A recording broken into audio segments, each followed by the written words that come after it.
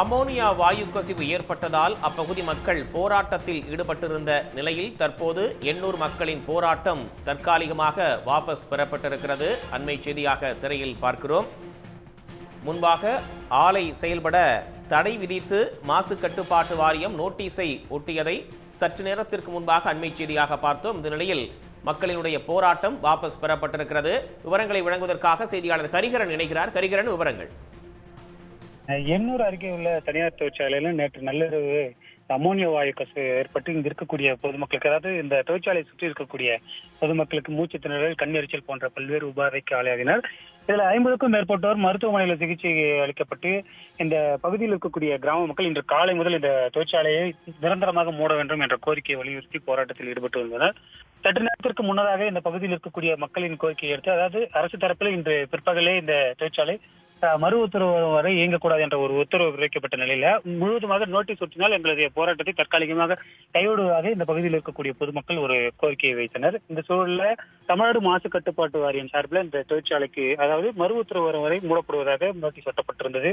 குறிப்பாக இந்த பைப்லைன் இருக்கக்கூடிய இடத்துலதான் இந்த வாயு கசிவு ஏற்படுத்தினது விசாரணையில் தெரிய வந்துருந்துச்சு. நேற்று இரவிலிருந்தே அந்த ஒரு தகவலோ தெரிவிக்கப்பட்டிருந்தது. இந்த சூழல்ல இன்று பிற்பகல்ல மாசு கட்டுப்பாட்டு வாரிய குழுவினர் மற்றும் ஐஐடி குழுவினர் உள்ளிட்ட காவல் ஆணையர் உள்ளிட்ட 6 பேர் கொண்ட குழுவினர் இந்த தொழிற்சாலை மற்றும் இந்த பைப்லைன் இருக்கக்கூடிய எல்லா இடத்திலையும் சென்று ஆய்வு மேற்கொண்டாங்க.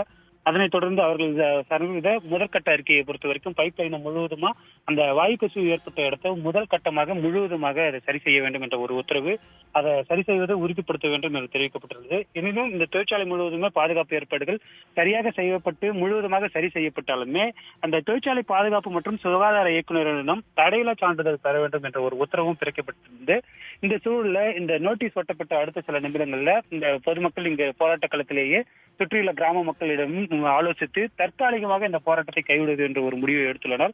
அடுத்த கட்ட நடவடிக்கையாக என்ன செய்வது என்பது குறித்து நாளை காலை எண்ணூரில் இருக்கக்கூடிய ஒரு தனியார் மண்டபத்துல ஆலோசனை மேற்கொள்ளப்படுவது. அது மட்டும் இல்லாமல் இந்த தொழிற்சாலை மற்றும் ஏற்கனவே இந்த எண்ணூர் பகுதியில் ஏற்பட்ட எண்ணெய் கசிவு போன்ற பல்வேறு சூழலியல் காரணிகளை இந்த பகுதியில் இருக்கக்கூடிய மக்கள், அதாவது அந்த மண் டெஸ்ட் மற்றும் நீர் டெஸ்ட் போன்ற பல்வேறு சோதனைகளை மேற்கொண்டு பசுமை தீர்ப்பாயத்துல விசாரணைக்கு வர வேண்டிய வழக்குகள்ல தங்களை இணைத்துக் கொண்டு சட்ட ரீதியான ஒரு போராட்டத்தை மேற்கொள்ளவும் முடிவு செய்யப்பட்டுள்ளது. இந்த போராட்டம் தற்காலிகமாக தற்போது ஒத்திவைக்கப்பட்டாலும் அடுத்த கட்ட நடவடிக்கை என்ன என்பது நாளை காலை இந்த கிராம மக்கள் ஆலோசனையில் முடிவாக தெரிய வரும் என்பது தெரிகின்றது.